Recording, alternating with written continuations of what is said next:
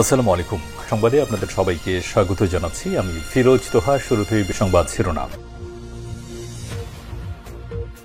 বাংলাদেশের সর্বশেষ গুরুত্বপূর্ণ আপডেট সংবাদে আপনাকে স্বাগত। শুরুতে সংবাদ শিরোনাম, পরে বিস্তারিত। প্রথমে জানাবো, মালয়েশিয়া গেলেন সেনাবাহিনী প্রধান। 14তম Indo Pacific army chiefs conference IPACC 2025-এ যোগদানের জন্য 4 দিনের সরকারি সফরে মালয়েশিয়ায় গেছেন সেনাবাহিনী প্রধান জেনারেল ওয়াকারুজ্জামান। আজ সোমবার 22 সেপ্টেম্বর মালয়েশিয়ার উদ্দেশ্যে ঢাকা ত্যাগ করেছেন তিনি। শীঘ্রই দেশে ফেরার কথা রয়েছে তার। এরপর জানাবো, মোবাইল টয়লেট পরিচালনা শিখতে বিদেশে যাবেন সরকারি কর্মকর্তারা। স্থানীয় সরকার বিভাগে 3 কর্মচারী চীন ভ্রমণে যাচ্ছেন। তাদের উদ্দেশ্য হচ্ছে মোবাইল টয়লেট পরিচালনা শিখতে তারা চীনের উদ্দেশ্যে রওনা হবেন। তবে সরকারের পক্ষ থেকে কর্মকর্তাদের বিদেশ গমনে ডিনাই করা হলেও তারপরও তারা নানাভাবে বিদেশে যাওয়ার চেষ্টা করছে, এমনটা জানা গেছে। এদিকে ফিলিস্তিনকে 4 পশ্চিমা দেশের স্বীকৃতি স্বাগত জানালো বাংলাদেশ। জাতিসংঘের সাধারণ অধিবেশনের আগে যুক্তরাজ্য, কানাডা, অস্ট্রেলিয়া, পর্তুগাল ফিলিস্তিনকে রাষ্ট্র হিসেবে স্বীকৃতি দিয়েছে। স্বীকৃতি দেওয়ার ঘটনাকে স্বাগত জানিয়েছেন পররাষ্ট্র উপদেষ্টা মোহাম্মদ তৌহিদ হোসেন। এবারে জানাবো, দুর্গাপূজা উপলক্ষে ভারতে 500 কেজি চিনিগুড়া চাল উপহার পাঠালো বাংলাদেশের পররাষ্ট্র মন্ত্রণালয়। দুর্গাপূজা উপলক্ষে উপহার হিসেবে ভারতে বিতরণের জন্য ব্রাহ্মণবাড়িয়ার আখাউড়া স্থলবন্দর দিয়ে 500 কেজি সুগন্ধি চিনিগুড়া চাল পাঠিয়েছে পররাষ্ট্র মন্ত্রণালয়। আজ আখাউড়া স্থলবন্দর দিয়ে এই চিনিগুড়া চাউলগুলো ভারতে গেছে এবং ইতিমধ্যে 50 টন ভারতে ইলিশ মাছ রপ্তানি করা হয়েছে, আরও রপ্তানি করা হবে। এবং সর্বশেষ জানাবো, গণপরিষদ নির্বাচনের তারিখ ঘোষণা করল সিরিয়া। গণপরিষদ নির্বাচনের তারিখ ঘোষণা করেছে সিরিয়ার অন্তর্বর্তীকালীন সরকার। আগামী 5 অক্টোবর দেশটিতে গণপরিষদ নির্বাচন অনুষ্ঠিত হবে। আল জাজিরার প্রতিবেদন অনুযায়ী গত বছরের বাশার আল আসাদ পতনের পর এটি হবে দেশটির প্রথম পার্লামেন্ট নির্বাচন। এই নির্বাচনের মাধ্যমে মূলত তারা রাষ্ট্রপতির ক্ষমতাকে আরও ত্বরান্বিত করার চেষ্টা চালিয়ে যাবে। প্রিয় দর্শক, এতক্ষণ শুনছিলেন সংবাদ শিরোনাম, এবারে বিস্তারিত। তবে তার আগে বন্ধুরা, অনুরোধ থাকবে এই সংবাদটিতে একটি লাইক দিন। এই চ্যানেলে আপনি নতুন হয়ে থাকলে আমাদের সংবাদটি দেখতে দেখতে চ্যানেলটি সাবস্ক্রাইব করে রাখুন। কমেন্ট করে বন্ধুরা আপনার মূল্যবান মতামত জানিয়ে দিন আপনি বিশ্বের কোন দেশ থেকে বা বাংলাদেশের কোন স্থান থেকে আমাদের সংবাদটি দেখছেন এবং শুনছেন। আর বন্ধুরা, এই সংবাদটি আপনার সোশ্যাল মিডিয়া ফেসবুকে শেয়ার করে বন্ধুদেরও দেখার সুযোগ করে দিন। এবারে বিস্তারিত। মালয়েশিয়া গেলেন সেনাবাহিনী প্রধান। 14তম Indo Pacific army chiefs conference IPACC 2025-এ যোগদানের জন্য 4 দিনের সরকারি সফরে মালয়েশিয়ায় গেছেন বাংলাদেশ সেনাবাহিনী প্রধান জেনারেল ওয়াকারুজ্জামান। সোমবার 22 সেপ্টেম্বর মালয়েশিয়ার উদ্দেশ্যে ঢাকা ত্যাগ করেন তিনি। মার্কিন ইন্দো প্যাসিফিক কমান্ডো এবং মালয়েশিয়ান ডিফেন্স ফোর্সের যৌথ উদ্যোগে কুয়ালালামপুর অনুষ্ঠিত এই সম্মেলনে ইন্দো প্যাসিফিক অঞ্চলের স্থলবাহিনীর সেনাপ্রধানগণ উপস্থিত থাকবেন।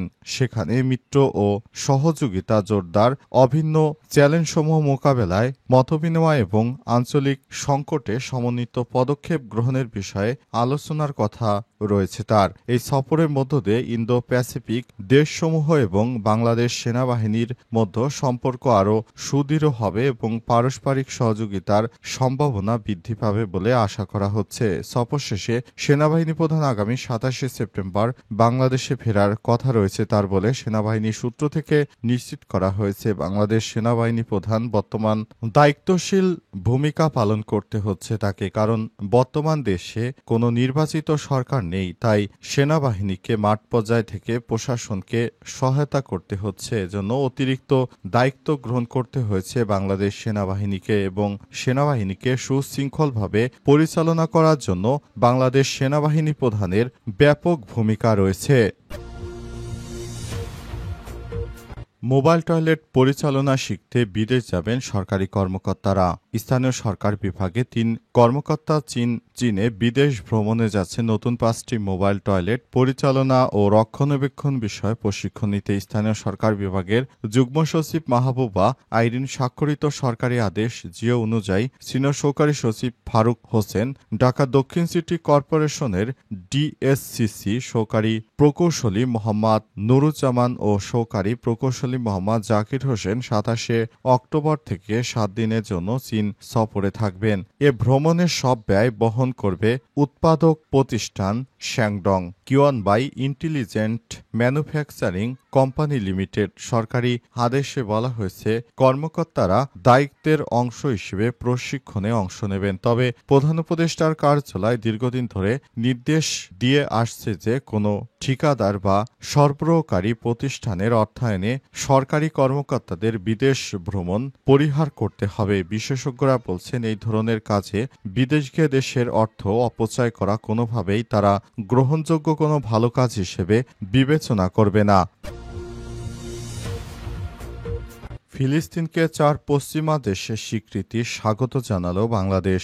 জাতিসংঘ সাধারণ অধিবেশনের আগে যুক্তরাজ্য, কানাডা, অস্ট্রেলিয়া ও পর্তুগাল ফিলিস্তিনকে স্বীকৃতি দিয়েছে। স্বীকৃতি দেওয়ার ঘটনাকে স্বাগত জানিয়েছে পররাষ্ট্র উপদেষ্টা তৌহিদ হোসেন। রোববার 22 সেপ্টেম্বর নিউ ইয়র্কে সাংবাদিকদের সঙ্গে আলাপকালে এমন অভিমত ব্যক্ত করেন পররাষ্ট্র উপদেষ্টা। তিনি বলেন, আমরা সবসময় ফিলিস্তিনের পক্ষে ছিলাম, ফিলিস্তিনের জনগণকে সমর্থন করে আসছি। 4 দেশের স্বীকৃতিকে আমরা স্বাগত জানাই। আমরা মনে করি এটা একটি সুখবর।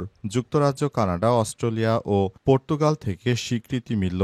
এই স্বীকৃতি চূড়ান্ত স্বাধীনতা প্রাপ্তির ক্ষেত্রে একটি পদক্ষেপ। তবে ফিলিস্তিনের জনগণ আরও পথ পাড়ি দিতে হবে। তৌহিদ হোসেন বলেন, বিশ্বের আরেক প্রভাবশালী পশ্চিমা দেশ ফ্রান্স শীঘ্রই ফিলিস্তিনকে রাষ্ট্র হিসেবে স্বীকৃতি দেবে বলে জানিয়েছে। এটি হলে জাতিসংঘের নিরাপত্তা পরিষদের 5টি স্থায়ী সদস্য দেশের মধ্যে 4টি স্বীকৃতি পাবে ফিলিস্তিন। জাতিসংঘের সাধারণ পরিষদের 80তম অধিবেশনে যোগ দিতে পররাষ্ট্র উপদেষ্টা বর্তমানে নিউ ইয়র্কে অবস্থান করছেন। তিনি শুক্রবার 19 সেপ্টেম্বর রাতে নিউ ইয়র্কের উদ্দেশ্যে ঢাকা ত্যাগ করবেন এবং তিনি বলেছেন, এই ধরনের কার্যক্রম হাতে নেওয়ার ফলে খুব ভালো হয়েছে, কারণ বাংলাদেশ ফিলিস্তিনকে সবসময় ভালোবাসে এবং তাদের পাশে রয়েছে। দুর্গাপূজা উপলক্ষে ভারতে 500 কেজি চিনি গুঁড়া চাল উপহার পাঠালো পররাষ্ট্র মন্ত্রণালয়। দুর্গাপূজা উপলক্ষে উপহার হিসেবে বিতরণের জন্য ব্রাহ্মণবাড়িয়ার আখাউড়া স্থলবন্দর দিয়ে 500 কেজি সুগন্ধি চিনি গুঁড়া চাল পাঠিয়েছে বাংলাদেশের পররাষ্ট্র মন্ত্রণালয়। আজ দুপুর 12:30টার দিকে চাল ভর্তি একটি পিকআপ ভ্যান আগরতলা স্থলবন্দর দিয়ে প্রবেশ করে। চালগুলো ভারতের দিল্লিস্থ বাংলাদেশ হাইকমিশন থেকে বিতরণ করা হবে। এর আগে সকালে 80 ব্র্যান্ডের চিনিগুড়া চাল ভর্তি পিকআপ ভ্যান আখাউড়া স্থলবন্দরে পৌঁছায়। পরে C&F agent Shuaib trade international চালগুলোর কাস্টমস সারকরণ সম্পন্ন করে। শুয়েব ট্রেড ইন্টারন্যাশনাল স্বত্বাধিকারী রাজীব ভূঁইয়া বলেন, পররাষ্ট্র মন্ত্রণালয় থেকে দিল্লিস্থ বাংলাদেশ হাইকমিশনের জন্য 500 কেজি সুগন্ধি চিনিগুড়া চাল পাঠানো হয়েছে। এগুলো হাইকমিশনের মাধ্যমে ভারতের গুরুত্বপূর্ণ ব্যক্তিদের উপহার হিসেবে প্রদান করা হবে।